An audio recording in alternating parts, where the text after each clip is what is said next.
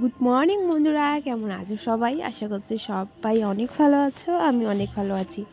সকালের দিকে কিছু কাপড় ছিল, সেইগুলোই শুকাতে দিচ্ছি। আজকে খুব একটা ভালো রোদ্র ওঠেনি, তবে যেটুকু উঠেছে মনে হয় শুকিয়ে যাবে। আমাদের যেহেতু গ্যাস থাকার আগে আগেই গ্যাস বুক করে রাখতে হয়, তাই দেখো টোটো আসবে, তো আমি গ্যাস সিলিন্ডারটা ঘর থেকে বের করে দরজার সামনে রেখে দিয়েছি।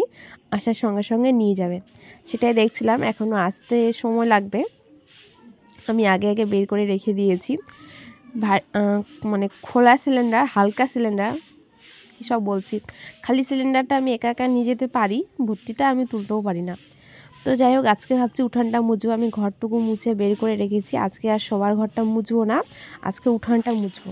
তো এই উপরে উপরে যেটুকু নোংরা ছিল সেটুকু ঝাড় দিয়ে বের করে রেখে দিচ্ছি।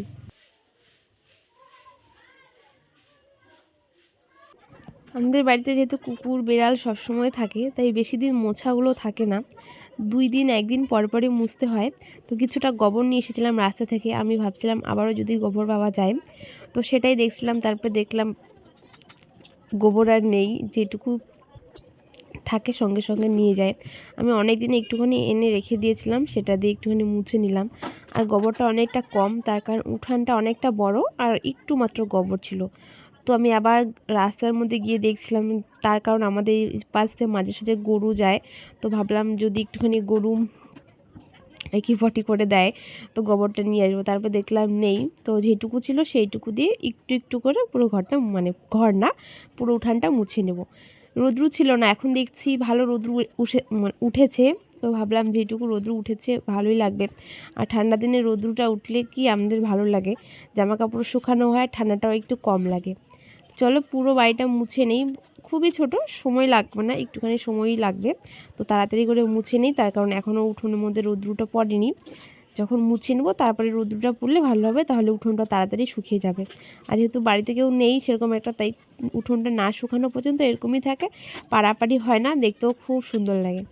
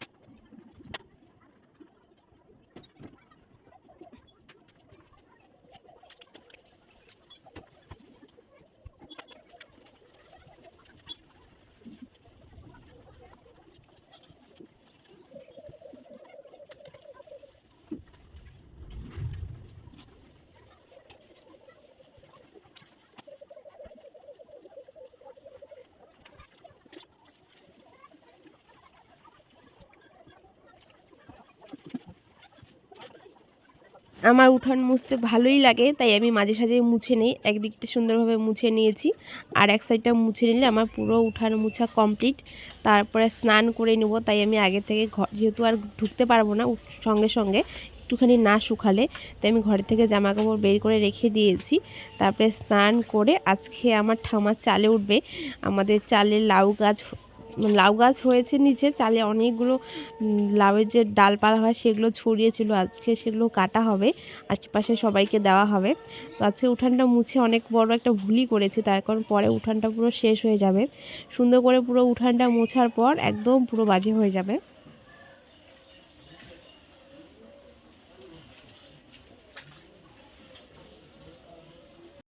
তো দেখো পুরো উঠানটা কিন্তু একদম লাউ পাতা, বৃষ্টি পড়ছে। আমার ঠাম্মা উপরে উঠেছে, এক পাশের বাড়ির থেকে মই নিয়ে এসেছিলো, যে মই দিয়ে চালে উঠা যায় সেগুলো এনেছে।